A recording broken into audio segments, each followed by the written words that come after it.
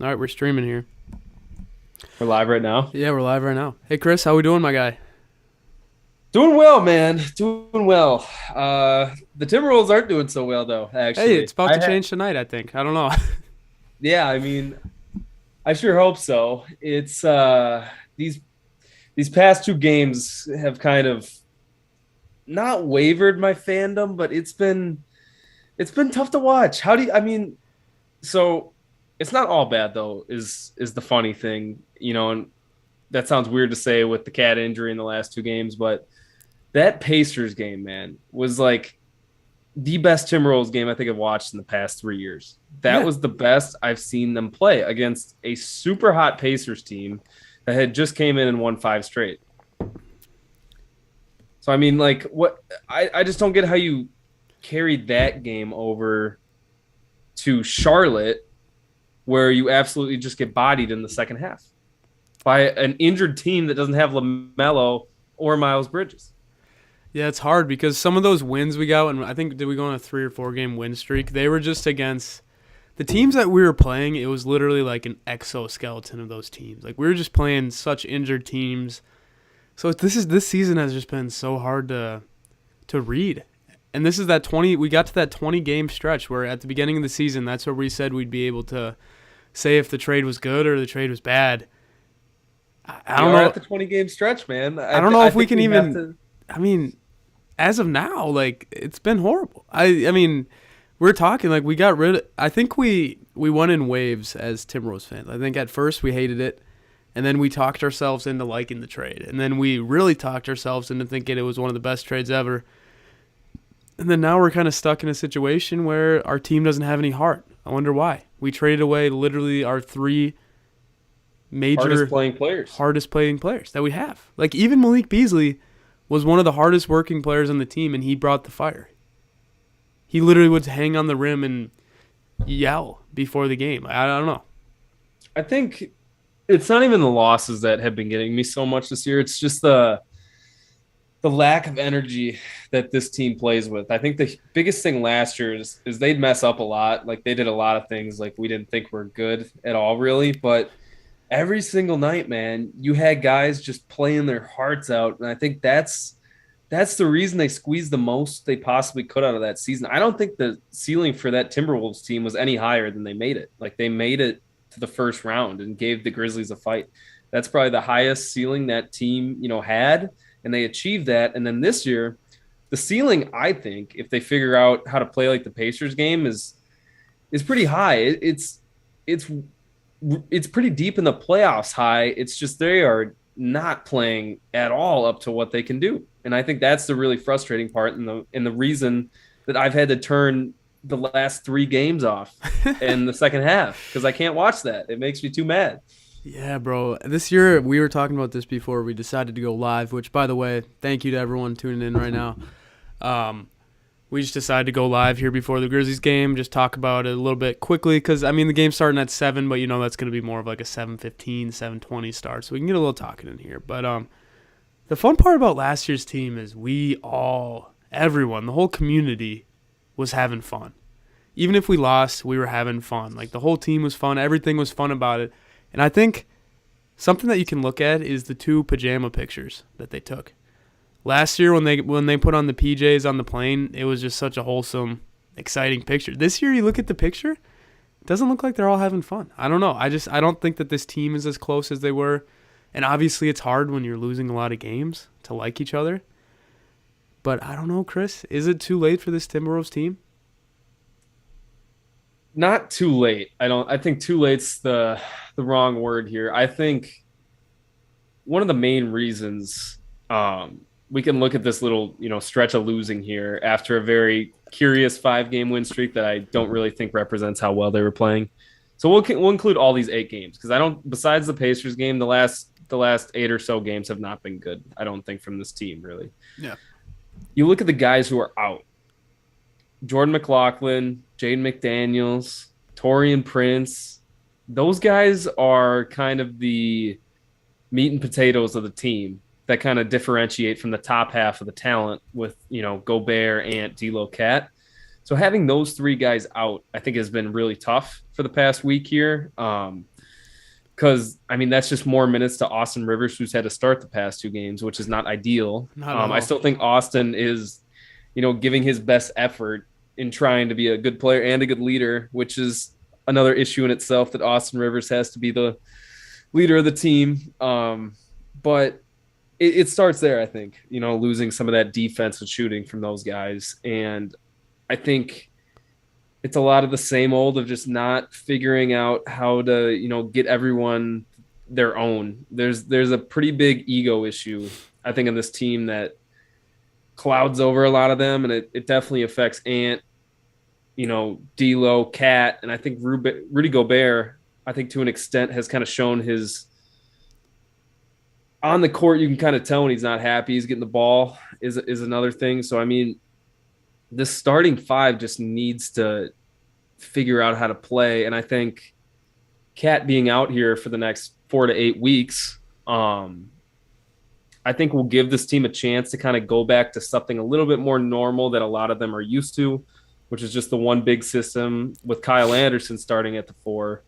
So hopefully that helps them, move the ball a little bit more on the perimeter and play with a, real big at the 5. We'll see. Tonight will be a real test. I mean, I know Bane's out, but Jaren Jackson and Ja have been playing unreal lately. Ja's an MVP candidate. So we'll see what happens tonight. I think it'll say a lot about this team, how they respond, to this game. Yeah, I don't know if this is the right thing to say, but I think this Cat going out might be one of the best things to happen to this team. I think it might be the little jump start that they need, like the little wake-up call, like, oh, I don't know. I think it'll give them a new perspective, and it'll finally let these D'Lo figure out how to play with Gobert a little bit more, maybe a little bit one-on-one time, because they don't know how to play with each other, really. I mean, and that's kind of the root of the whole problem. So you get Ant and Gobert maybe getting some more chemistry, and then when it's Cat's time to come back, who's been the most consistent player on the Wolves this year, I think that might be a recipe for success if they can get something going and still maintain a decent record with Cat being out. I just worry if they do get something going with that chemistry and Cat comes back in and does his normal Cat things, is he going to disrupt the chemistry being built? And I think that's a question that's a realistic question to ask, because Cat's the highest usage player in this lineup by far. Ant's second in usage rate. So, I mean, I don't know. That's the thing. I just don't love where this team's at right now, chemistry wise. I thought they'd be better after 20 games, and I think kind of misread that situation. I think that kind of hampers the 50 win projection that we gave the Timberwolves at the beginning of the season. I think this team might be lucky to win 45 games. So I don't know. I think there's a lot of just unknowns still 20 games in. And I know we said we'd give our, thoughts 20 games in, but I don't know if it's possible right now. You can't. There's just nothing to give thought. And it's just so hard because I want to cover this team. I want to be excited to talk about the Wolves. I want to be watching every game. But I'm going to be honest, man. When they're playing this shitty, it's hard to even watch them. It's hard to talk about them because it just dampens. It's just not what I like to see. D'Angelo Russell, though, Chris, he has been playing a little bit better than the start of the season. Yeah, there was a couple game stretch in there where he had some really good games, and the reason is because he was getting those 10 assists that we said he needs to get that next contract. And he did that a couple times, but I think he's kind of slowed down here, especially against the Warriors, which I don't blame. I mean, the other issue with D'Lo is he has not improved at his perimeter defense, and I think that's very showing into why this team gives up. I'm pretty sure it's the most threes in the NBA. Someone can fact check me on that. And you see a lot of them are, wide open, which is the huge issue here. I've heard a lot of people say that like things are going to go back to like the average once teams stop hitting so much threes against the Timberwolves. I don't think that's entirely the case. I think teams have been shooting really well against the Timberwolves because we give them the most wide open threes I've ever seen the team give an opposing team. Yeah, every single three is wide open. When you're giving NBA players who get paid to do this for a living, best in the world, a wide open three like it's a practice, they're gonna shoot a higher percentage. I think that's just kind of common common sense. I don't know. Yeah, Dane Moore had some tweets about that, like just how we give up the highest percentage of open threes. Uncontested threes, yeah. Yeah, and then that also allows for long rebounds, so we give up offensive boards, and then they get second chance. It's just it's a snowball effect that is just. I don't know, Chris. Is Chris Finch to blame for some of this? I don't. Before we get into the Finch thing, All right. I think Cat being out, I think will help with the rotations defensively. I think it's hard to have all these guys moving on defense, switching on screens, switching men when you have when you have 2 5s playing. So I think we'll have a lot more quickness, hopefully, with a lineup of Jaden McDaniels and Kyle Anderson. I mean, I don't know how much more quick Kyle will be, but he's definitely a better perimeter defender than Cat. But going on to Chris Finch, I've seen a lot of fire Finchies. I don't know if you've been seeing the same thing I've been seeing, which A little bit. is I really don't think the issue is X's and O's right now. I don't think that's Finch's issue at all. I mean, you look back to last season, I think Finch got the most out of that team he possibly could. I think Finch is already one of the better coaches in Timberwolves history, I guess, which says a lot about this franchise. I think it's more so just a lack of intensity on defense. I don't know if you saw that Jalen Noel quote the other night that really upset me. He said, we just haven't been playing hard night in and night out on defense. We don't take it seriously. And that kind of, is that a Finch thing or is that a locker room thing where someone has to step up and get these guys playing harder on defense? Like what do they need to do to take defense seriously, as he said? That's just, you never want to hear that from a guy getting paid millions of dollars. Especially a guy who struggles at defense. He's not one of the best defense. It's not like he's calling everyone out. He's saying it himself. Because I see you on Twitter, on the Howlin at the Mic Twitter account. You've been anti-Jalen Noel the last couple. I have, because I think the past game, the last game, I thought he played well against Warriors, but I just think his usage rate has been so high, and he's been missing a lot of threes is the issue. So he's going like 5 of 17 night in and night out, and he's not playing defense. So why would you play Jalen Noel? You can't.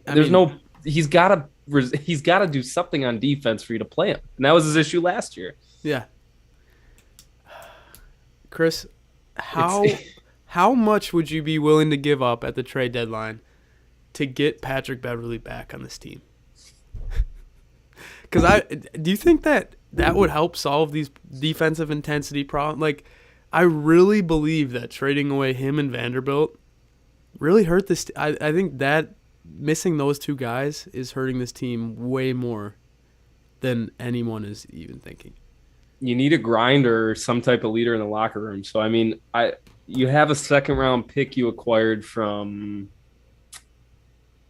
I'd have to check on who, but we have an extra 2nd-round pick this year. So would you trade 2 seconds for Pat Bev? But because he's playing horrible on the Lakers. He's shooting bad. This is one of his worst seasons this is his worst offensive season of his whole career.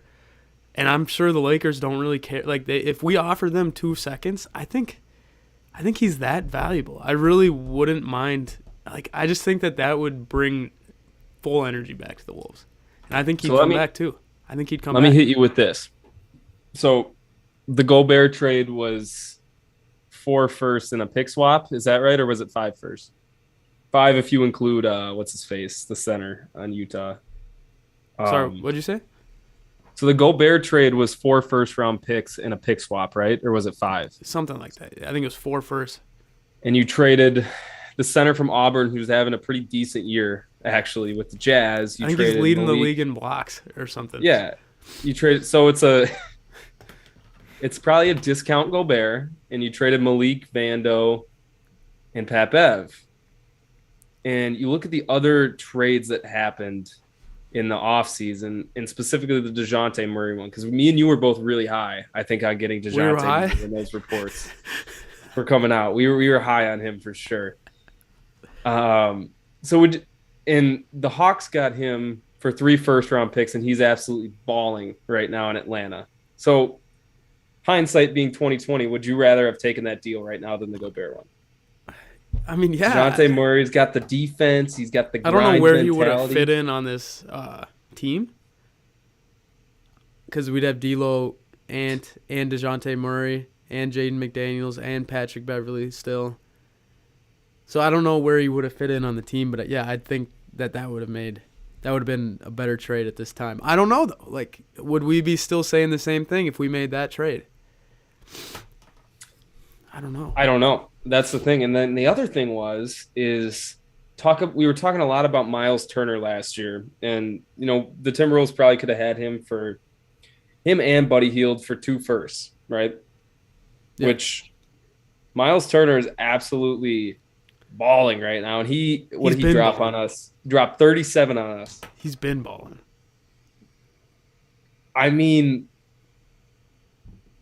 dude, the value I'm starting to realize right now, what we gave up for Gobert was insane. People were right for saying how ridiculous that trade was. It's a lot of picks. And now you look at the Jazz. Look where they're sitting right now in the Western Conference. I mean, they're down to 9th right now. Okay, they were sitting in first. I mean, it's all like 1 or 2 games, right? Like, it's all very close. It is. We're 2 games out of first place right now, because that's how.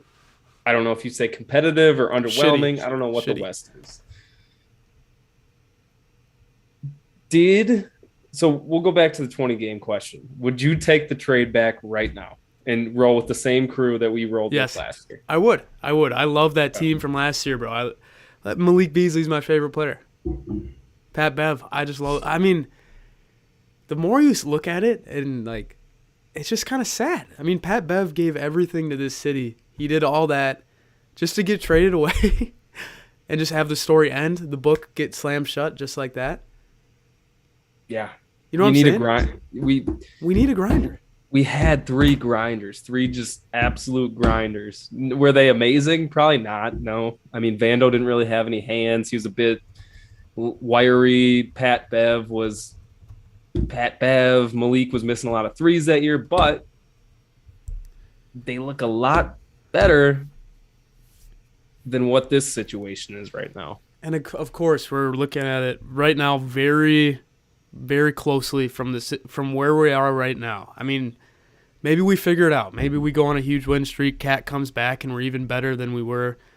I mean, maybe this right now it's really hard to look at this Timberwolves team right now and have any hope, and then look at last year's team and not wish you could have it back or have any fun. It's hard to have fun right now, dude. It's hard to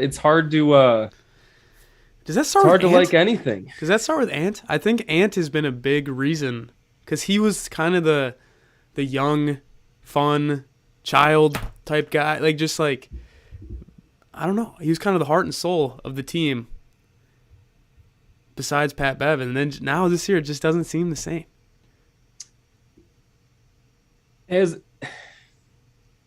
Defensively, I don't think he's improved from last year. If I'm being completely honest, I think a lot of issues still play. I would say his on-ball defense has always been good when he's locked in. It's the every dang play you need to be locked in, and he's just most of the times not locked in. And I think that could hold him back.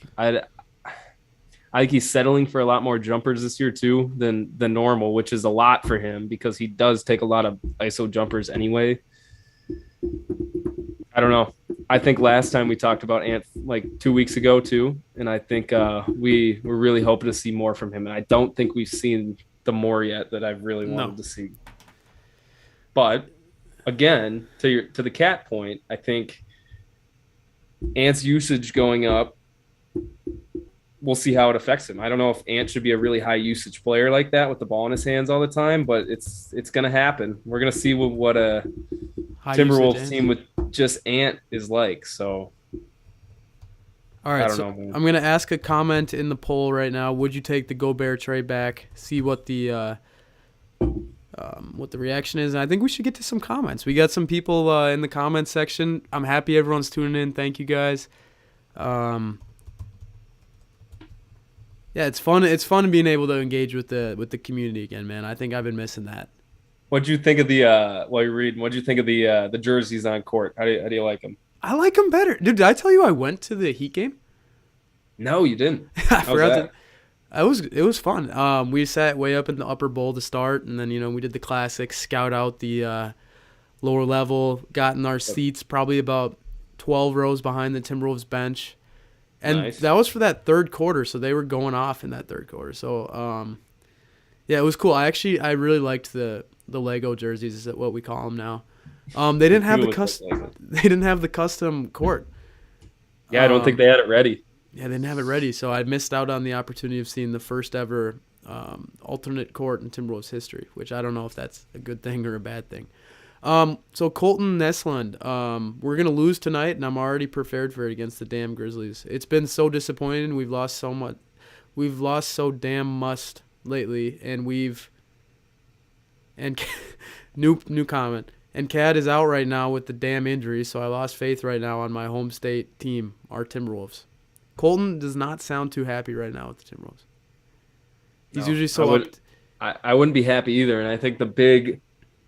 I think we're cruising through such a in quotes easy part of the schedule right now, and we're losing the games we need to win. So it's gonna. I took a look at the end of the schedule in March and April.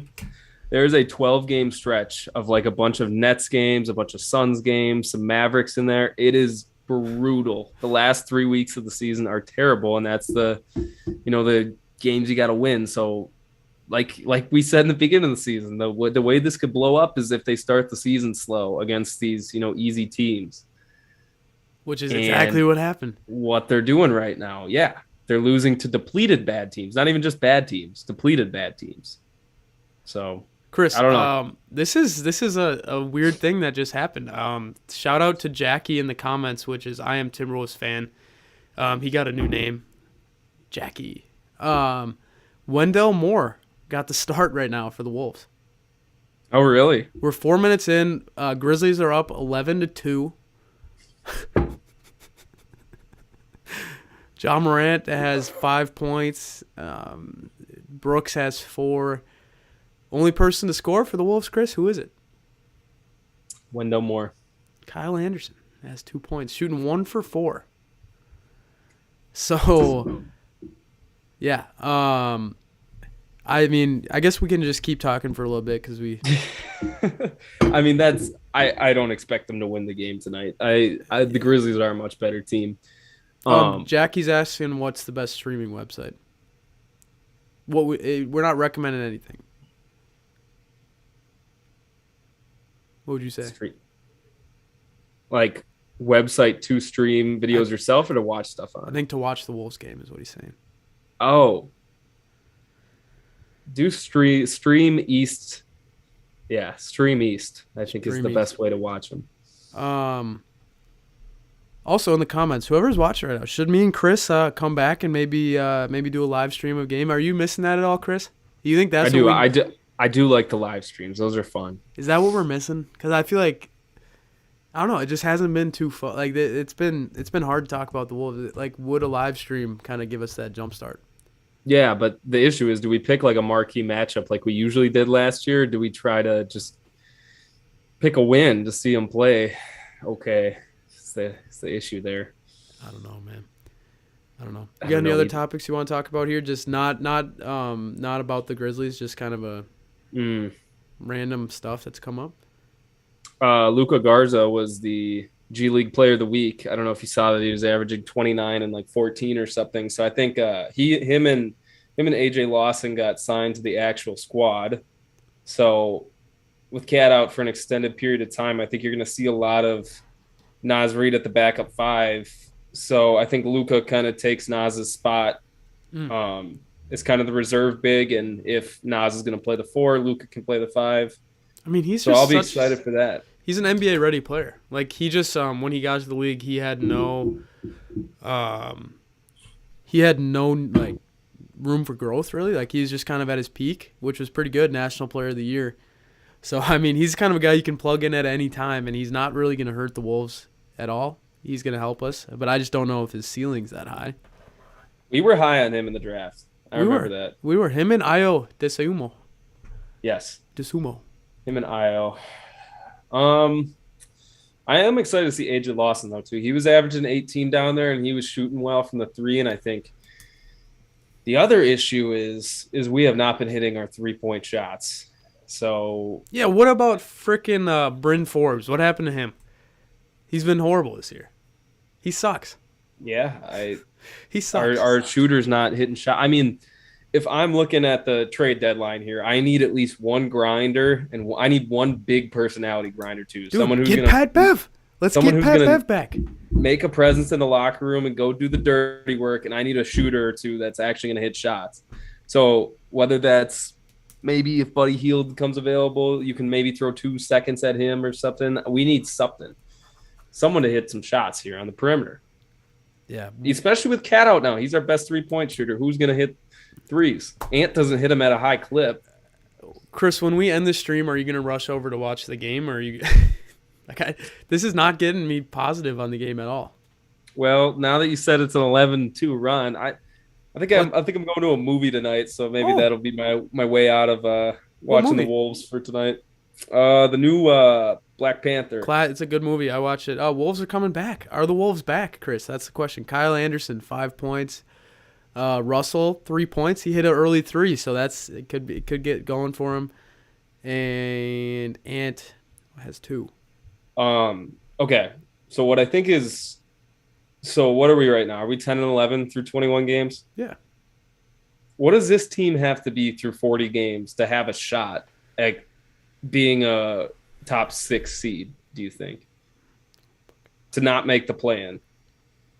I don't know, man. The West is just so unpredictable right now. The West is just like, I mean, they gotta at least with Cat out keep at 500. If you are under 500 with Cat out, it's not gonna. They've made this path the next 61 games very difficult for themselves by going 10 and 11 the first 20. Yeah, I mean, what were we last year after the first? We had a horrible record. We started. That's why I like to think about the perspective here. Is that last year going into Christmas we were horrible, and me and you almost quit podcasting, and like we just got we were almost done for, and then we turned into being one of our favorite Timberwolves teams of all time. So that's why I don't know. I still have hope, but also it's tough because we don't have heart. That's the problem. Because last year we had heart. We were losing with heart, and it was more of that we didn't have the talent. This year we got the talent, but there's no heart. I love the underdog mentality last year. I think it's always more fun to watch a team when you're not the favorite one going in, but then you're kind of making some noise, getting some people to look at you. Stephen A. Smith thought he discovered Anthony Edwards in the playoffs because he'd never watched the Timberwolves before. That was fun. It's just they need to find a way to play hard. And I think a lot more people, even if they're losing, will enjoy watching them because at least it makes it look like they're trying on defense. It's just the 40 to 20 first quarters aren't going to cut it. Mm-mm. And the thing is, once they start trying hard, the fans are going to get more into the game. And then they're going to start it's just a huge snowball effect. Once we start playing hard in defense, I feel like the offense is going to start coming faster. We're going to get more fast break points. It's just, it all feels so connected. And when you're missing that main baseline of hard defense, I don't know. I think someone needs to step up as a leader. Because realistically, there's no chance we're going out and getting Pat Bev at the trade deadline. No, man. But Tim Connolly's going to have to do something. He's got to make it up to us immediately. Maybe he sees the vision. I don't know. I don't know, man. But yeah, I think this is a good spot to end this stream. Again, I don't know what we're going to be doing in the future for our schedule, especially with Christmas break coming here. We could end up doing some in person, which I think that'd be a lot of fun. But yeah, I think hopefully the Wolves will pull this one out. It's 16-12. Chris, enjoy Black Panther, man. It's a great movie. It's a feel-good movie. You'll walk out of there feeling good, even if the Wolves lose. Is Chadwick Boseman in it? I can't tell you that. Okay, yeah, you can't tell. All right, fair enough. What the hell? What are we doing? Fair enough. All right. Well, I want our viewers to know we have not given up on this team, but they got to show us something in the next 20 games. The next 20 is our 20, right? It's got to be 20 games at a time, man. 20 games at a time. let's go 13-7. Show us a little something, right? 13-7 without Cat, man. I think that would be really impressive. And Chris, if this Grizzlies game without Cat doesn't fire them up, like this has got to fire them up. Like if you're going up against John Morant, the team that has owned you for the last 2 years, literally owned us. Sure, we've tried to break out a few times, but they own us. If we can't get fired up for that, then there's no hope for this team. So I'm gonna end this stream, turn on the game, and I'll know right away if what that energy is looking like on the Wolves. And if it's bad, I'm turning that game right off. So fair enough. I hope everyone enjoyed this Timberwolves therapy session. Let's hope there's not many more podcasts like these. I hate being negative, but I hate being negative too. Chris, gotta call them out